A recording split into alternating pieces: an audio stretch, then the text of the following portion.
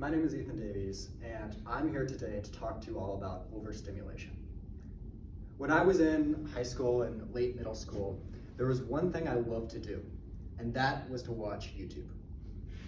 I could watch YouTube videos for hours on end. It was my favorite thing to do when I got home from school. Get home, make a snack, sit down, and you can just watch YouTube videos forever. Sometimes they were 10, 20 minutes long, sometimes they were up to an hour. But these days, my relationship with YouTube isn't quite the same. I find that I can't watch those videos anymore. Most of the times I get 3-4 minutes in and I'm ready to quit. I'm bored. Maybe I want to pick another YouTube video, or maybe I want to close out the app altogether and go back to TikTok. Now, this is an issue that is not unique to me. Over the last decade, the American attention span has decreased by 50%. That means that today, the average American has a lower attention span than a goldfish. Now, I think that this is an issue that most people are aware of.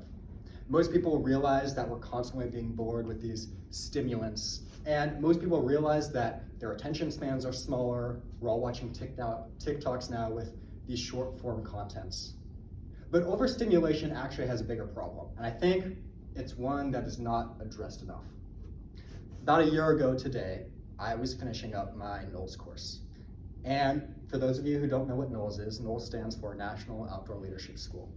And it's essentially outdoor school for college credit. I did a 3-month backpacking trip where for 3 months I was in a group with 9 other people, and we went out into the woods. Now, part of the NOLS curriculum and one of their policies is that when we're going out on these actual sections, we leave our phones at their home campus. What this meant for me was I was having these really long periods of time, 2, 3, 4 weeks at a time, where I didn't have access to a cell phone or the constant stimulation of society.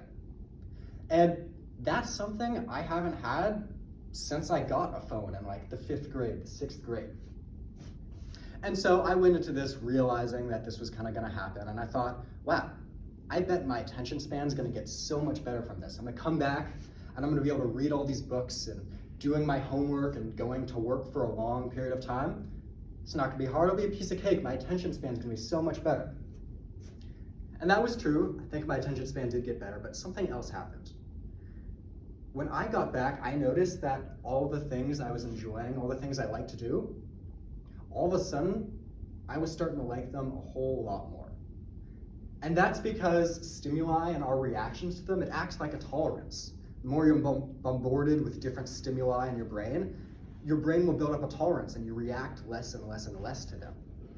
And so when we live in a society where we have social media, we have the internet, we have short form content like TikToks, and then we have a world that is moving at such a fast pace that we're constantly required to multitask or be doing multiple things at once or thinking of multiple things at once, and our tolerances are sky high. So where do we go from here? What's the solution to that? How do you lower your stimulus back down? Well, I just told you I did it for myself by spending 3 months out in the woods, but I don't think that's a realistic plan. And to be honest, that stimulus decrease, it didn't last that long. When I first got out of my NOLS adventure, I decided that I wanted to keep my tolerance low. I really liked how good the music sounded when I listened to it. And I loved that I could watch a movie all the way through and not get bored halfway through. I wanted to keep that. So I set myself some ground rules. I said, all right, the 2 hours before I go to bed, not gonna use my phone. Deleted TikTok, told myself I wasn't gonna multitask anymore. If I was going for a walk, I would leave my headphones behind. Or when I was studying, I made sure I didn't have a TV show in the background. And those definitely helped, but just being in society, the speed of it all, my tolerance was already getting higher and higher, and it didn't take that long for my mental will to drop and me to revert back to my own ways. Still though, I think I learned a valuable lesson, and that's that being bored is important, it's really helpful. And I may have gone back to my old ways of constantly bombarding myself with multitasks and TikTok and all these other things. But there are still some things I do and some things you can do to try and just enjoy the things you enjoy a little bit more. And so my question for you all is, What can you do to be a little bit more bored in your day-to-day life? Maybe that's the next time you walk to class, leaving your headphones behind, or when you're studying, you're not going to put a TV show on. Maybe you're choosing to delete TikTok and try YouTube some more, or try reading. I'm not asking you guys, I'm telling you. Figure out what you guys can do in your life to be a little bit more bored, and you may be surprised at the results. Thank you.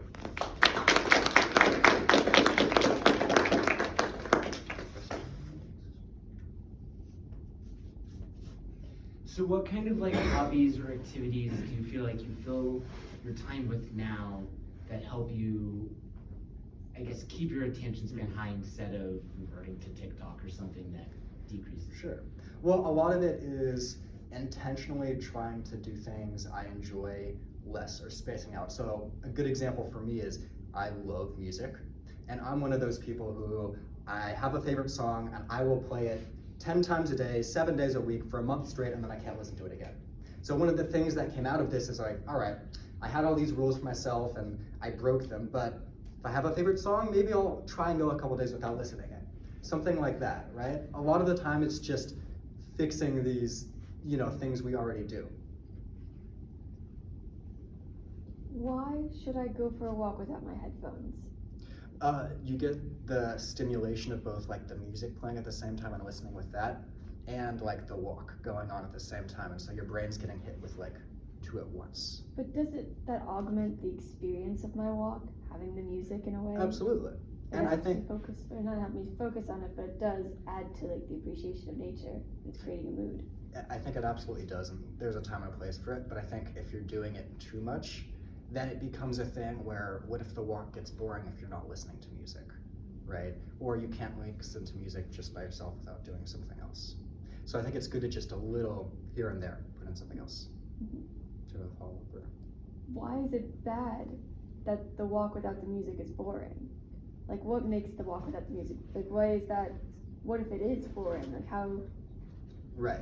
Well, How is that a problem? the reason theoretically it would get boring is because normally you're walking by yourself and you're used to that level of stimuli, and you like the reaction your brain gets from that.